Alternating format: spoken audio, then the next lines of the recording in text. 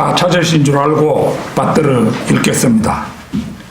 또한 너희가 그의 안에서 손으로 하지 아니한 할례를 받았으니 곧 그리스도의 할례로 육신의 죄들의 몸을 벗어버린 것이라.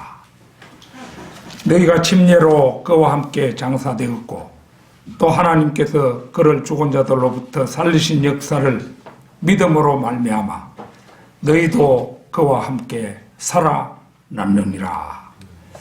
자, 위대한 말씀이죠. 자, 이 시간에는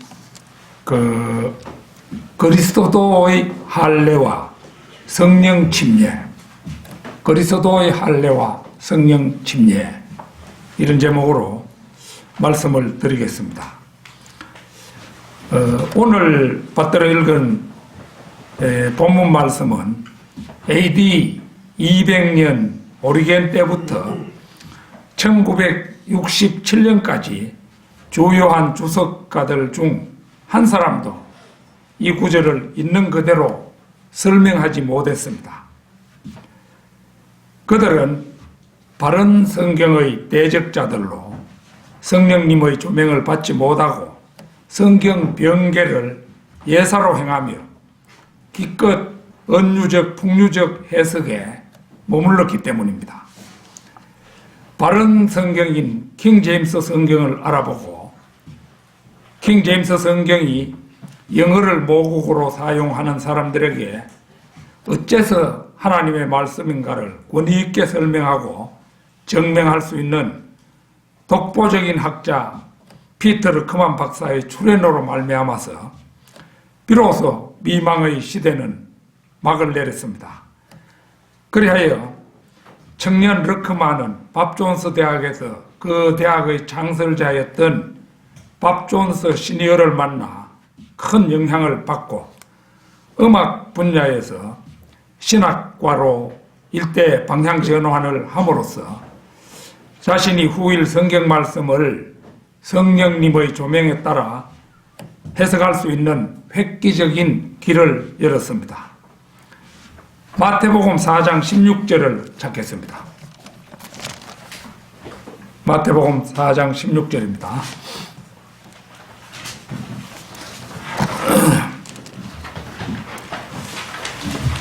흑암에 앉은 백성들이 큰 빛을 보았고 또 죽음의 땅과 그늘에 앉은 자들에게 빛이 비치었도다 하셨느니라. 이 말씀에 나오는 빛은 예수 그리스도이셨습니다. 그러나 이스라엘이 그분을 왕으로 받아들이지 않음으로 말미암아 왕국은 연기되고 사도 바울이 14권의 서신으로 펼친 은혜의 복음이 이방인의 시대를 열었습니다. 그러나 성경은 어디까지나 점진적 계시로서 한꺼번에 모든 비밀이 밝혀지지 않았습니다. 피터 르크만 목사님은 성령님의 조명에 따라 수많은 향상된 계시들을 밝힘으로써 말미암아 감춰져 있던 보석들을 캐내셨고 1960년대 이후 그리스도인들에게 무지의 밤을 밝히는 가로등의 역할을 충실히 수행해냈습니다. 따라서 르크만을 사도 바울 이래 최고의 그리스도인이라 일컫는 것도 바로 그 때문임을 간과해서는 아니 될 것입니다. 그러나 그렇다고 해서 향생된 계시가 개인의 생각이나 천재성에서 나온 것은 아닙니다. 오히려 그것은 보존된 성경이 절대 무오한 킹 제임스 성경에서 말씀이 말씀을 해석하는 원리에 입각하여 진리를 조명한 데 따른 것입니다.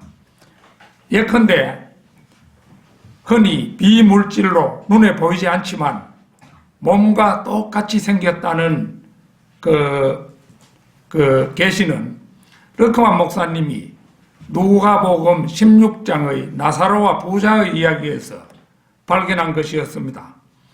즉 부자는 지옥에서 고통받는 중에 맞은편 낙원에 나사로와 함께 있는 아브라함과 대화를 나누죠. 지옥에 간 것은 부자의 혼이었는데 그 혼이 입을 벌려 아브라함과 대화를 나눕니다.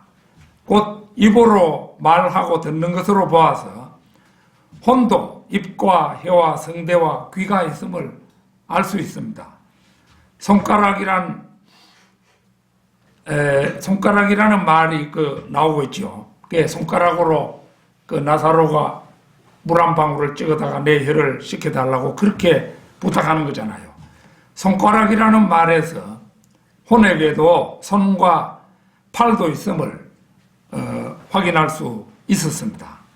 바로 이 사실에서 르크만 목사님은 혼이 몸과 똑같이 생겼다는 사실을 깨달았던 것입니다. 알고 보면 간단한 사실이지만 이것은 향상된 계시가 아니면 알 수 없는 진리입니다. 오늘 저는 골로새서의 이 말씀에 대한 르크만 목사님의 향상된 계시들을 살펴보고자 합니다. 그리스도의 할례와 성령 침례. 첫째는 우리의 혼은 우리가 태어날 때 실제적이고 육적인 몸에 붙어 있다는 사실입니다. 아담이 처음 창조될 때는 삼중구조로 되어 있었습니다. 창세기 1장 26절 27절 찾겠습니다. 창세기 1장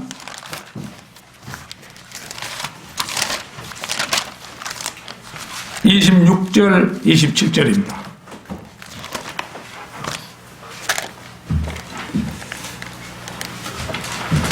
하나님께서 말씀하시기를 우리의 형상대로 우리의 모습을 따라 사람을 만들자. 그리하여 그들로 바다의 고기와 공중의 새와 가축과 모든 땅과 땅 위를 기어다니는 모든 기능 것을 다스리게 하자 하시니라. 그리하여 하나님께서 자신의 형상대로 사람을 창조하셨으니 곧 하나님의 형상대로 그를 창조하셨으며 그들을 남자와 여자로 창조하셨느니라. 여기서 우리의 형상대로라는 말은 혼적인 아버지 하나님, 몸적 하나님인 아들 하나님, 영적 하나님인 성령 하나님, 이렇게 삼중구조, 즉 인간이 몸, 혼, 영의 구조로 창조되었음을 말씀합니다. 그런데 에덴 동산에서 아담이 소위 선악과라고 부르는 선과 악의 지식의 나무의 열매를 따먹고 범죄하는 순간 네가 그것을 먹는 날에는 정녕 죽으리라 하신 말씀대로 그 즉시 영이 죽고 말았습니다. 바로 그래서 아담은 영이 죽고 혼과 몸의 이중구조로 930살까지 살았습니다. 물론 아담 이후 모든 인류도 영이 죽은 채로 혼과 몸의 이중구조로 태어나 살아가야 하는 비운의 주인공들이 되고 말았던 것입니다. 그리하여 구약에서는 혼을 몸으로 말하기도 했습니다. 창세기 19장 20절 보겠습니다. 창세기 19장 20절.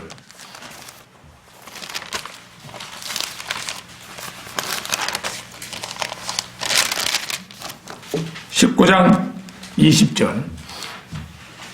이게 이제 롯의 말인데요. 보소서 이제 이 성읍은 도주하기 가깝고 작은 성읍이요. 오 나로 그것에 도피하게 하소서. 이는 작은 성읍이 아니니까. 그러면 내 혼이 살리다 하니. 창세기 46장 18절도 한번 보겠습니다. 창세기 46장 18절.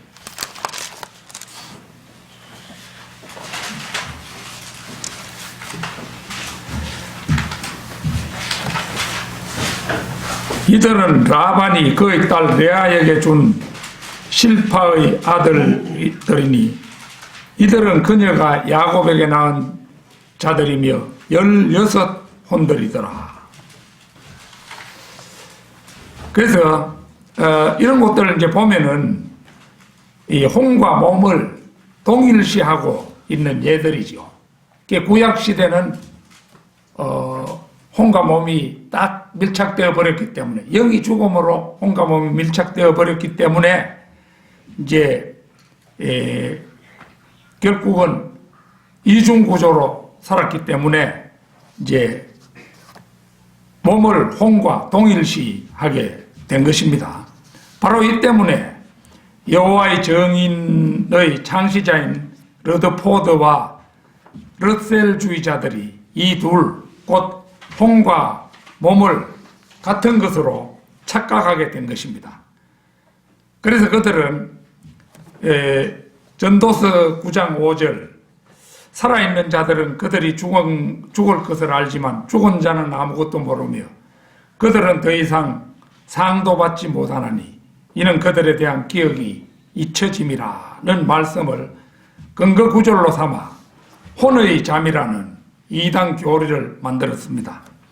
즉 그들은 사후의 생에 대한 솔로몬의 세속적 이론을 편들어서 지옥에 관련한 신약 계시 전체를 거부하고 무덤에서 썩는 육신과 함께 혼이 잠을 잔다는 거짓 교리를 주장하기에 이른 것입니다.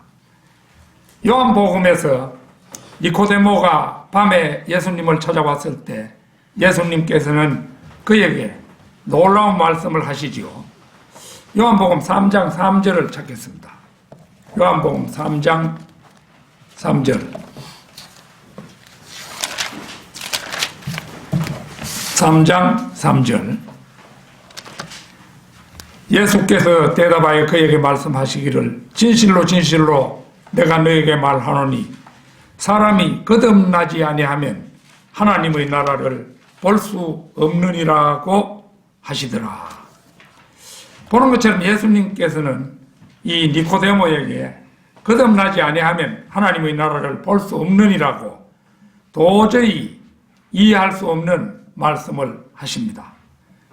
니코데모가 이제 이해하지 못하자 예수님께서는 다시 한번 구체적으로 말씀해 주십니다. 바로 뒤 5절을 보겠습니다. 요한복음 3장 5절. 예수께서 말씀하시기를 진실로 진실로 내가 너에게 말하노니 사람이 물과 성령으로 태어나지 아니하면 하나님의 나라에 들어갈 수 없느니라. 근데 예수님의 엽법은 아직까지도 어렵기만 합니다. 단도직입적으로 말해 여기서 이제 물은 어머니의 양수 속에서 태어나는 1차적 출생, 곧 육체적 출생을 말하고 이제 예수님을 구주로 영접하여 성령에 의해서 죽었던 영이 다시 살아나는 것이 거듭나는 길임을 말씀하신 것이 바로 이 말씀입니다. 로마서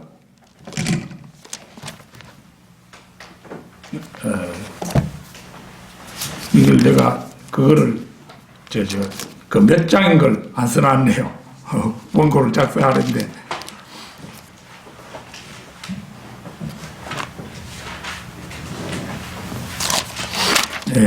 로마서 8장을 한번 보세요.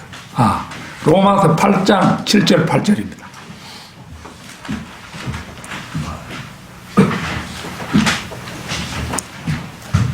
육신적인 생각은 하나님과 원수가 되나니 그것은 하나님의 법에 복종하지 않을 뿐만 아니라 실로 할 수도 없습니다. 그러므로 육신 안에 있는 자들은 하나님을 기쁘시게 할 수 없느니라.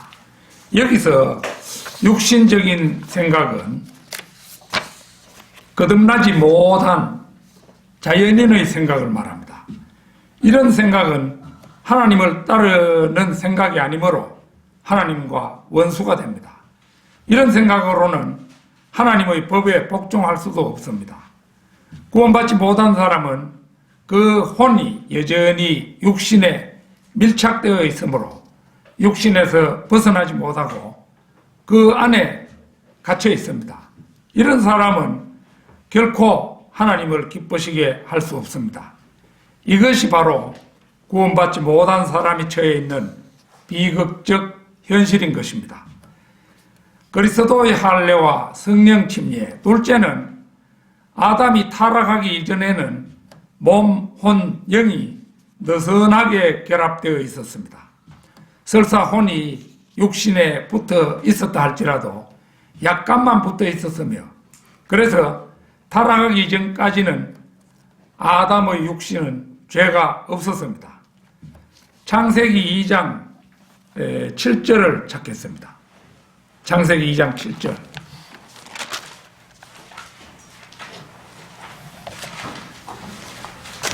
주 하나님께서 땅의 흙으로 사람을 지으시고 그 콧구멍에다 생명의 호흡을 불어 넣으시니 사람이 살아있는 혼이 되었더라.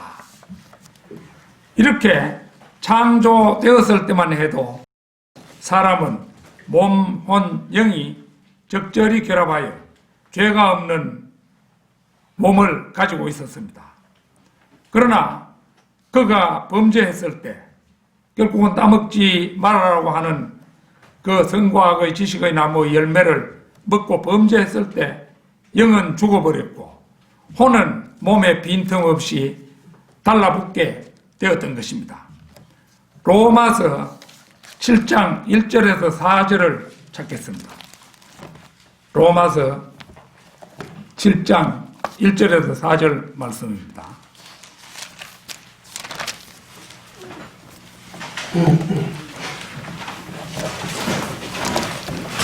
형제들아, 내가 율법을 아는 자들에게 말하노니 율법은 그가 살아있는 동안에만 그 사람을 주관하는 것을 알지 못하느냐. 남편이 있는 여인은 일할 때 이 여인이 뭐냐? 혼입니다. 혼을 가리킨 것이에요. 이 구절, 지금 이거 제가 읽어나가는 이 구절도 이런 개신교회에서는 제대로 해석하는 사람이 없습니다. 남편이 있는 여인이 이제 혼을 말한 것이고, 그 남편이 살아있는 한, 남편은 이제 육신을 말하는 겁니다. 육신. 살아있는 한 그에게 법으로 매여 있으나 남편이 죽으면 그녀는 남편의 법에서 벗어나느니라. 예, 실제 부부간에도 이제 한쪽이 죽으면은 이제 나머지 세상에 살아있는 사람은 이제 뭐 재혼도 할 수 있고 자유로워지잖아요. 그러므로 남편이 살아있는 동안에 다른 남자와 혼인하면 간음한 여인이라 불리지만 그녀의 남편이 죽으면 그 법에서 해방되므로 다른 남자와 혼인하더라도 간음한 여인이 아니니라. 나의 형제들아, 이런 연유로 너희도 그리스도의 몸으로 인하여 율법에는 죽었나니 이는 너희로 다른 사람, 즉 죽은 자들로부터 일으켜지신 그와 혼인하게 하려는 것이요, 그리하여 우리로 하나님께 열매를 맺게 하려는 것이니라. 여기에서 말씀하고 있는 남편은 이제 조금 전에 말했듯이 육신을 말합니다. 율법은 지난날 우리의 몸을 장악하여 우리의 육신을 주관하고 있었습니다. 그래야 우리는 꼼짝없이 율법의 저주 아래 매여 있었습니다. 그러던 우리가 예수 그리스도를 구주로 영접하고 구원을 받았습니다. 그러자 그리스도께서 성령으로 우리 안으로 들어오셔서 우리의 혼을 도려내 육신으로부터 떼어놓으셨습니다. 그리고 우리의 혼을 남편처럼 지배하던 몸을 죽여버리셨습니다. 로마서 그 앞에 6장 7절에서 9절을 보겠습니다. 7절에서 9절. 이는 죽은 자가 죄로부터 자유롭게 되었기 때문이라. 이제 우리가 그리스도와 함께 죽었으면 또한 그와 함께 살 줄을 믿으며 그리스도께서 죽은 자들로부터 일으켜지셔서 다시는 죽지 아니하시고 사망이 더 이상 그를 주관하지 못하는 줄 우리가 아노라. 그리스도께서 우리의 몸 안으로 들어오셔서 우리의 혼을 몸으로부터 도려내시자 우리의 몸은 그리스도와 함께 십자가에 못 박혀 버렸으며 이로써 우리 육신은 이제 죽었습니다. 죽은 육신은 우리의 과거 남편이었고 우리의 혼은 그의 과거 아내였습니다. 그러므로 우리가 구원받기 전에는 육신과 몸이 한 몸이었기 때문에 하나님께서 결합시켜 놓으신 것을 사람이 스스로는 나누지 못했습니다. 사람이 스스로는 거듭날 수가 없잖아요. 성령님이 우리 안에 들어오셔서 이제 그 영적 수술을 함으로 말미암아서 육신과 몸이 분리되는 거잖아요. 그러나 이제 우리가 구원받음과 동시에 육신은 그리스도에 의해 죽음 당해 버림으로써 남편인 육신은 죽은 셈이 되었고 아내인 혼만 살아남게 되었으며 그 혼은 이제 독신으로 자유롭게 되어 다른 사람, 즉 죽은 자들로부터 일으켜지신 이게 이제 로마서 7장 4절에 나오는 말씀인데요. 다른 사람, 즉 죽은 자들로부터 일으켜지신 예수님이잖아요. 곧 예수 그리스도와 혼인할 수 있게 되었습니다. 이제 육신이 우리 혼의 옛 남편인 육신이 죽어버림으로 해서 우리의 혼은 예수님과 이제 혼인할 수 있게 되었다는 그 말입니다. 그래야 우리는 예수 그리스도와 합하여 그분과 한 영이 되기에 이른 것입니다. 그리스도께서 이 땅에 성령을 보내시기까지는 사람들은 구원받았든 구원받지 못했든 손으로 하지 아니한 할례를 받지 못했습니다. 이제 할례이라니까 이 구약의 할례 이걸 생각하고 이해를 선뜻 하지 못하는 거죠. 이것은 이제 옛날 아브라함이 처음으로 할례를 행했잖아요. 자기와 자기 가족 이렇게 할례를 행했는데 그때 아브라함은 이제 칼을 가지고 그 할례를 행했죠. 그래서 이제 그의 구원은 우리의 모형이긴 했지만 그가 구원받았을 때 그에게는 우리에게 일어난 어떤 일도 일어나지 않았습니다. 자, 갈라디아서 3장 6절에서 9절을 찾겠습니다. 지금 이거 상당히 어려운 얘기를 하고 있는 겁니다. 갈라디아서 3장 6절에서 9절입니다.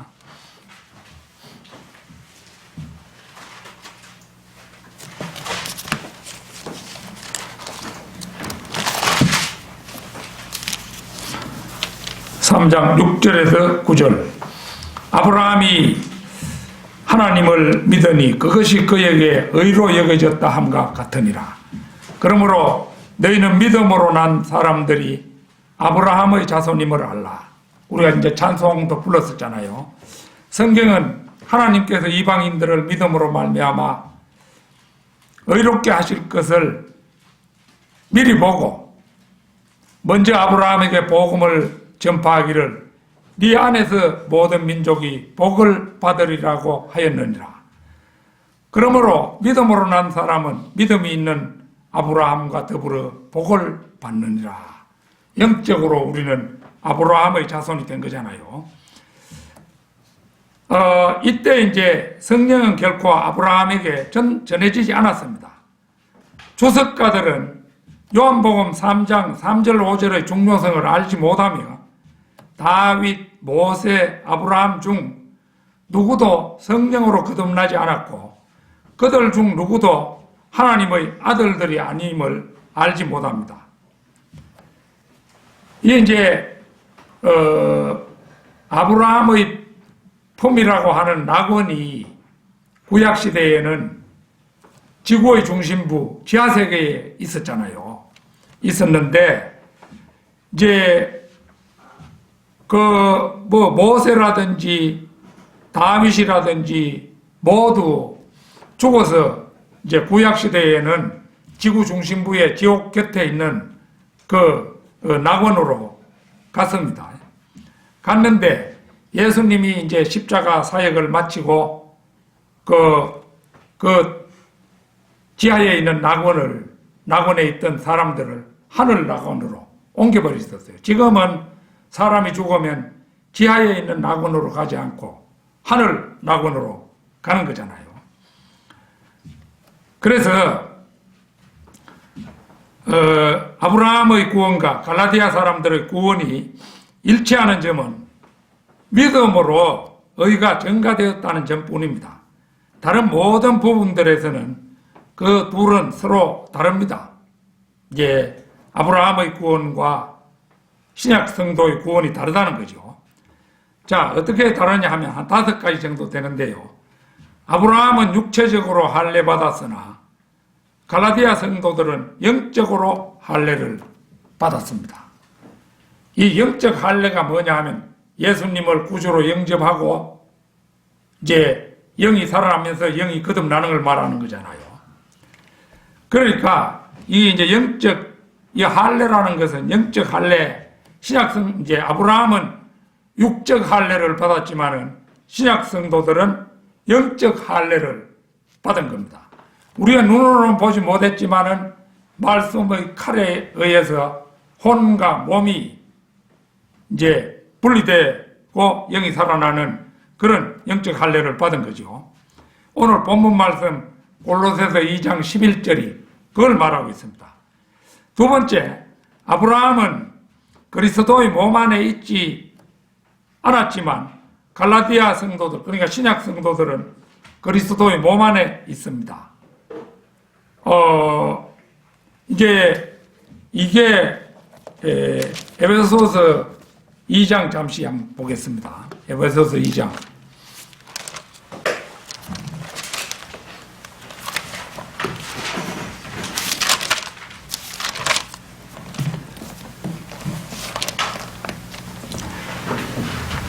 이 장 5절 6절 보겠습니다. 죄들 가운데서 죽었던 우리를 그리스도와 함께 살리셨으니 너희가 은혜로 구원을 받은 것이니라. 예수 그리스도를 구주로 영접하는 순간에 이제 우리의 영이 성령님에 의해서 살아나면서 이제 변화가 일어나는 거죠. 그러니까 우리는 그러고 무엇을 해서 그 행위의 보답으로 구원을 받은 것이 아니고 은혜로 그냥 선물로 받은 거예요. 구원을.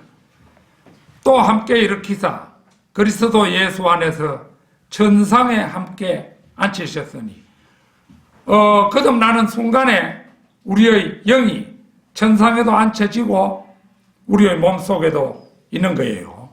그걸 지금 말한 겁니다. 그래서 아브라함은 그리스도의 몸 안에 있지 않지만 신약 성도들은 그리스도의 몸 안에 이제 자리하게 된 거죠. 천상에 이미 함께 앉혀져 있는 거예요. 그리스도 천상에 있는 그리스도의 몸 안에 함께 앉혀져 있는 겁니다. 이거는 믿음으로 알 수 있는 거지 뭐 그걸 이치적으로 설명하라 이런 건 안 되는 거죠. 세 번째, 아브라함은 죽어서 아브라함의 품이라 불리는 지하세계 낙원으로 갔지만 갈라디아 성도들, 신약 성도들은 죽어서 셋째 하늘로 갔습니다.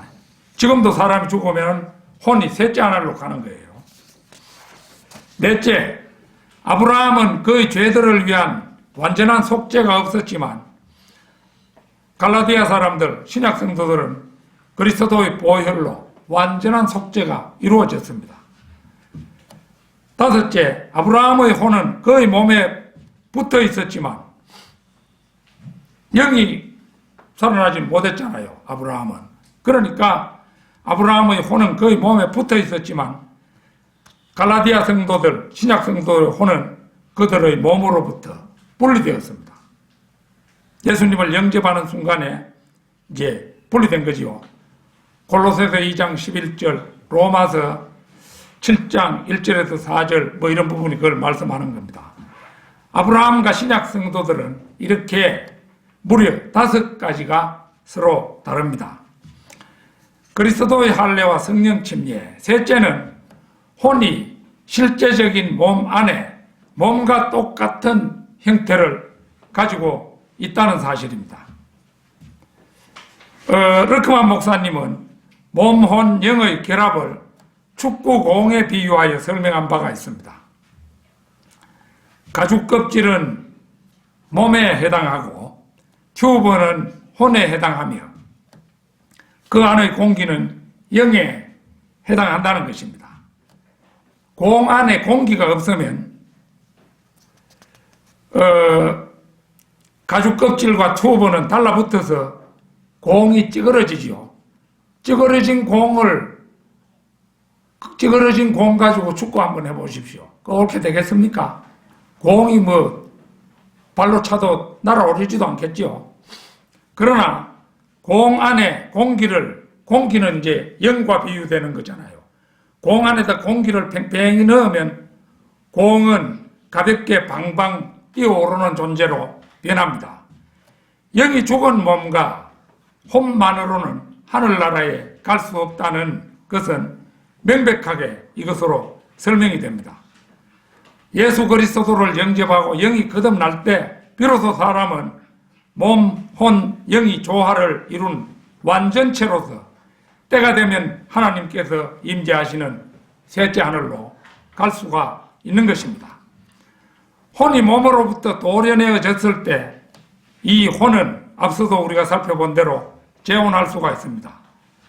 자, 로마서 8장 9절 찾겠습니다. 로마서 8장 9절.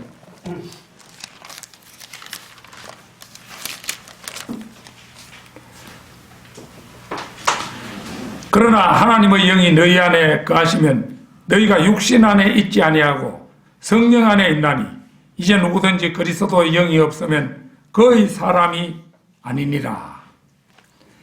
우리가 구원을 받으면 우리는 육신 안에 있지 않고 성령 안에 있습니다. 그런데 우리가 구원받았다는 그 사실이 하나님의 영이 너희 안에 거하시면이라는 조건에 100% 맞아 떨어지느냐가 관건입니다. 만약 하나님의 영이 이제 우리 안에 거하지 아니하면 우리는 더 이상 이제 구원받았다고 할 수가 없는 거죠. 그러나 하나님의 영이 우리 안에 거하면 우리는 이제 육신 안에 있지 아니하지요. 육신으로부터 도려내어져서 영과 분리됩니다. 물론 위치적으로는 육신 속에 머무르고 있지만 냉장고의 사각 얼음 용기를 꺼내어서 비틀 때 용기에서 떨어진 얼음처럼 용기에 붙어 있으나 들러붙어 있지 않고 그릇인 몸속에 존재할 뿐입니다. 냉장고에 네모나는 물을 부어 놓으면 네모나는 얼음들이 얼잖아요. 그럼 그 뗄락하면 힘드니까 그릇을 약간 비틀면은 그 얼었던 얼음이 말이지 용기와 분리되는 거잖아요. 구원받은 게 바로 그런 거예요.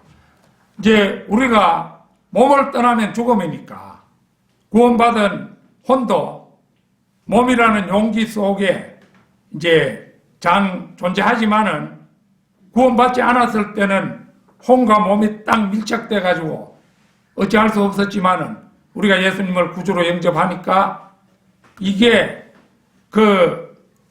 얼음 얼리는 그 용기 안에 든 얼음처럼 비틀면은 떨어져서 그 안에 담겨 있듯이 우리의 혼도 우리의 몸 속에 그렇게 담겨 있는 것입니다. 그런데 이제 그게 이제 몸 안에 담겨 있지 않고 실제는 이제 성령 안에 담겨 있는 것이지요. 자, 거기에 로마서 8장 10절 한번 보겠습니다. 로마서 8장 10절. 곧 이지요, 바로. 만일 그리스도께서 너희 안에 계시면 몸은 죄로 인하여 죽은 것이나 성령은 의로 인한 생명이니라. 구원받은 사람은 그가 영 안에 있고 성령은 그의 안에 계십니다. 구원받은 우리는 그리스도의 영을 소유하게 됩니다. 성령님이 곧 그리스도의 영이잖아요. 곧 그리스도께서 우리 안에 계시는 것입니다. 그리스도께서 너희 안에 계시면 그때 우리 몸은 죄로 인해 죽은 것이라고 말씀합니다. 우리의 몸이 죄로 인하여 사형에 처해진 것입니다. 그래야 마침내 우리는 죄의 몸으로부터 벗어나 해방이 되는 것입니다. 생명의 성령의 법이 작용하여 우리의 육신을 죽여버렸기 때문에 우리는 더 이상 육신 안에 갇혀 있지 않게 되었고, 죄와 사망의 법은 효력이 정지되었으므로 죄와 사망의 법에서 해방이 된 것입니다. 고린도전서 6장 17절 찾겠습니다. 고린도전서 6장 17절.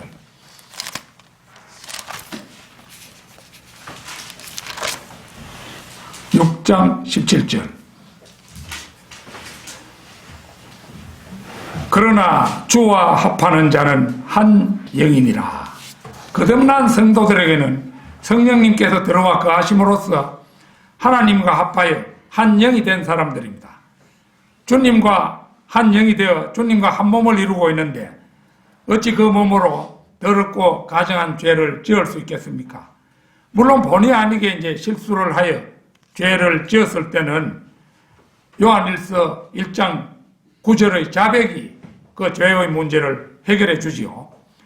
성경적 진리는 사도행전 2장부터 예수 그리스도를 믿는 모든 사람이 그의 몸 안에서 일어나는 수술로 인하여 문자적인 그 육신으로부터 관계를 끊었다는 것입니다. 이 수술은 이거 영적 수술을 말하는 거잖아요. 이 수술은 그가 그리스도를 믿음으로 영접할 때 보이지 않는 말씀의 칼에 의해서 시행됩니다. 히브리서 4장 12절 찾겠습니다. 히브리서 4장 12절.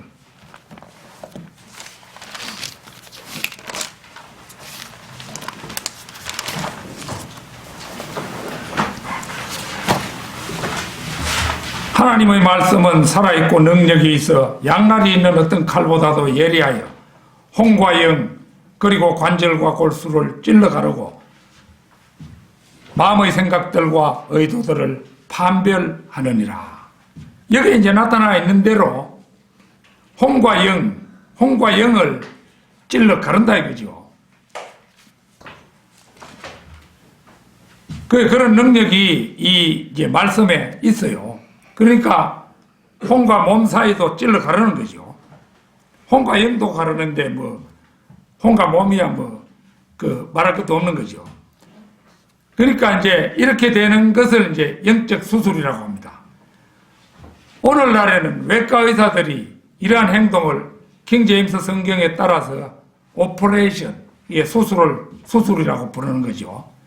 레이저 빔은 피부를 자르거나 파괴하지 않고도 내부 기관에 수술을 할 수 있는데 이 레이저 빔 수술도 하나님의 살아있는 말씀보다는 훨씬 뒤처진 수술 방법인 것입니다.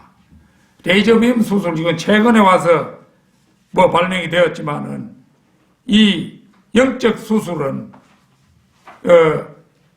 지금 약 2000년이나 되었잖아요. 영적 수술이 일어나게 된 것이. 그러니까 한참 뒤처진 것이죠. 레이저 빔 수술하는 것도. 그리스도의 할례와 성령 침례. 넷째는 성령 침례입니다. 그리스도의 할례는 그리스도의 영이 직접 말씀의 칼을 들고 우리의 몸으로부터 우리를 분리하고 우리의 영을 자신 속으로 집어넣으시는 놀라운 일입니다. 고린도전서 12장 13절 찾겠습니다. 고린도전서 12장 13절.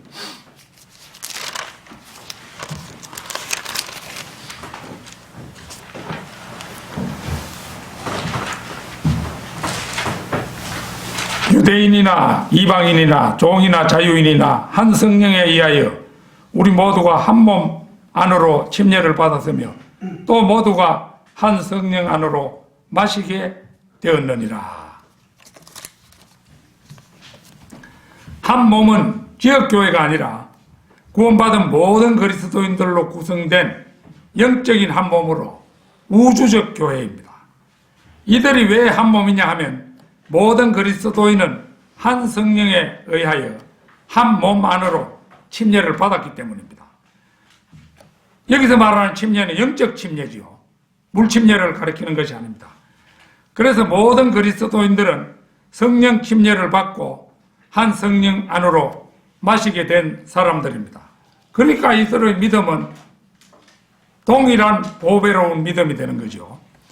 이 시대의 모든 성도들은 앞에서 언급했듯이 뜨거운 물에 담갔다 꺼낸 제빙 용기의 얼음과도 같습니다. 그는 위치적으로 몸 안에 있으나 그는 몸에 붙어 있는 것은 아닙니다. 그리스도인은 육신적인 몸 안에서 그의 혼이 완전히 자유롭게 된 것입니다. 진리를 알게 되리니 그 진리가 너희를 자유롭게 하리라고 하시더라는 요한복음 8장 32절 말씀 그대로 이제 우리가 되는 거죠. 그러나 진리를 파괴한 무리들은 이제 자신들의 사사로운 성경 해석으로 진리를 대체하고 있습니다. 그 중에 첫 번째는 침례로 인한 중생입니다. 알포드, 호프만, 엘리콧, 홉트, 칼빈 등은 영적인 할례가 아기들에게 물을 뿌려 구원받게 하는 것이라고 주장했습니다. 그 다음에 루트와 메이어, 그 다음에 크리소스 톰 이런 사람들은 침례가 하나의 과정이라고 생각하였습니다. 오늘 본문 말씀 12절에서 너희가 침례로 그와 함께 장사되었고 또 하나님께서 그를 죽은 자들로부터 살리신 역사를 믿음으로 말미암아 너희도 그와 함께 살아났느니라. 이게 오늘 본문 12절 말씀이잖아요. 침례로 그와 함께 장사되었고 라는 말은 곧 성령 침례, 곧 영적 침례를 말합니다. 로마서 6장 3절 4절을 찾겠습니다. 로마서 6장 3절 4절입니다.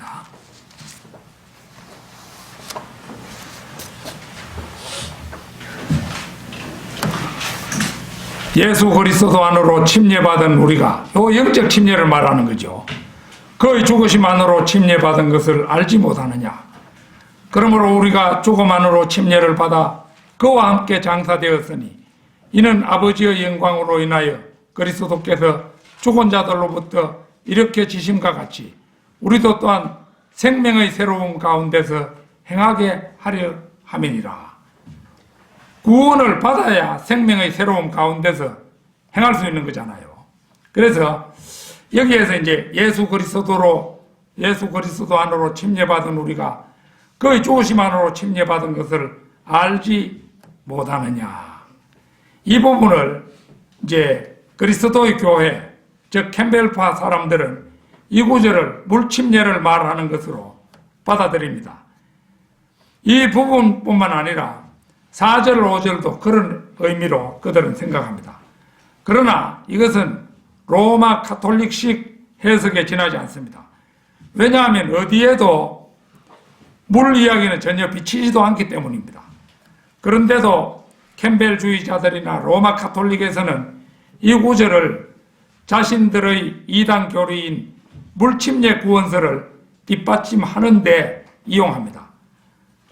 그러나 이 구절은 아무리 다시 읽어보아도 예수 그리스도 안으로 침례받았다고 말씀하지 물 안으로 침례를 받았다고 말씀하지 않습니다. 그들은 침례의식이 물로 행해진다는 것을 이유로 침례라는 단어만 나오면 무조건 물을 연상하고 물과 결부시켜서 생각하는 아주 못된 습관을 가지고 있는 것입니다. 그러므로 그 이제 로마서 6장 4절에서요. 그러므로 우리가 죽음 안으로 침례를 받아 그와 함께 장사되었으니 이는 아버지의 영광으로 인하여 그리스도께서 죽은 자들로부터 이렇게 지심과 같이 우리도 또한 생명의 새로운 가운데서 행하게 하려 함이니라. 그리스도인은 세상 사람들과는 상이한 삶을 사는 사람입니다.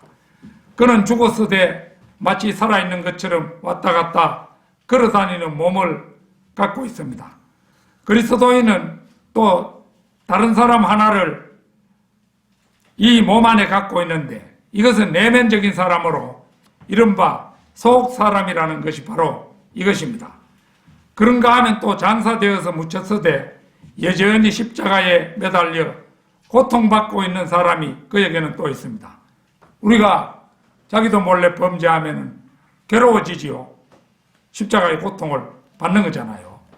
이 사람은 분명 십자가에 처형되었을 때 아직 생명이 붙어있어 고통을 겪고 있는 존재입니다.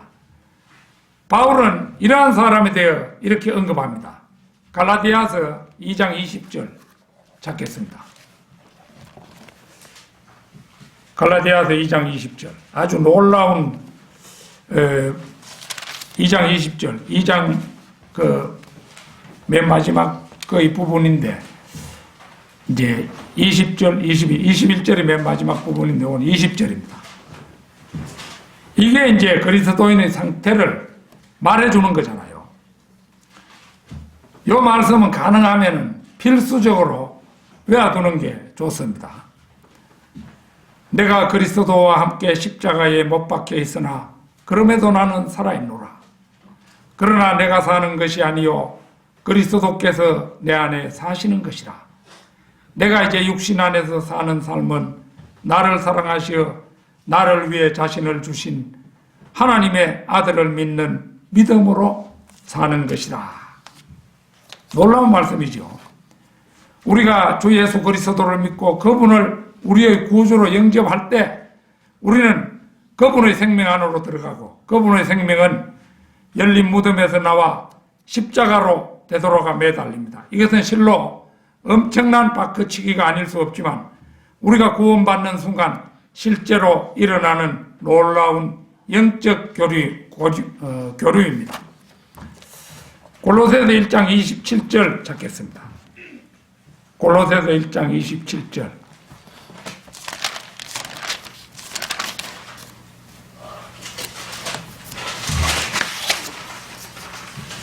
하나님께서는 이들에게 이방인들 가운데서 이 신비의 영광의 풍요함이 어떠한지를 알리고자 하셨으니 이 신비는 너희 안에 계신 그리스도시요 곧 영광의 소망이라. 우리 안에 성령님이 거하는 거, 이게 이제 그리스도의 영이 거하는 거잖아요. 그래서 이게 이제 신비라 이겁니다. 어떻게 사람 안에 그리스도께서 거하느냐? 놀라운 신비잖아요. 이 이제 7 신비 가운데 하나인데요. 보는 것처럼 그분께서 우리 몸 안에 들어와 계셔야만 그분께서는 우리에게 영광의 소망이 되시는 것입니다. 이게 이제 그분이 우리 안에 들어와 계시지 않으면 그 사람에게는 휴거 때 몸의 변화도 일어나지 않고 땅에 남게 되는 것입니다. 다른 사람은 올라가는데 자기는 남게 되는 것이죠. 우리가 구원받으면 그리스도께서는 우리의 몸 안으로 들어오십니다. 몸 안으로 들어오시지 않으면 결과는 지옥이기 때문에 그분은 우리의 몸 안으로 들어오셔야만 합니다. 결론적으로 먼저 그리스도의 할례는 아브라함이 창세기 17장에서 행했던 육적 할례와는 달리 영적 할례로 우리가 주 예수 그리스도를 구주로 믿고 영접할 때 말씀의 양날선 칼이 우리의 몸과 혼을 분리시키는 수술을 의미합니다.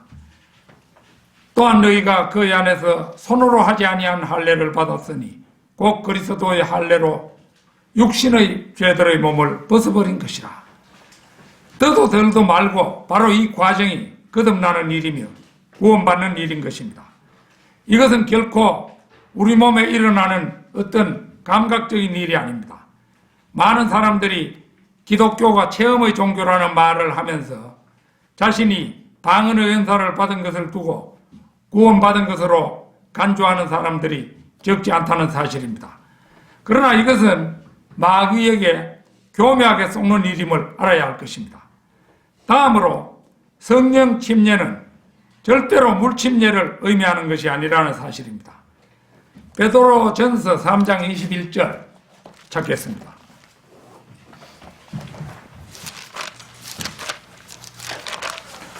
(3장 21절)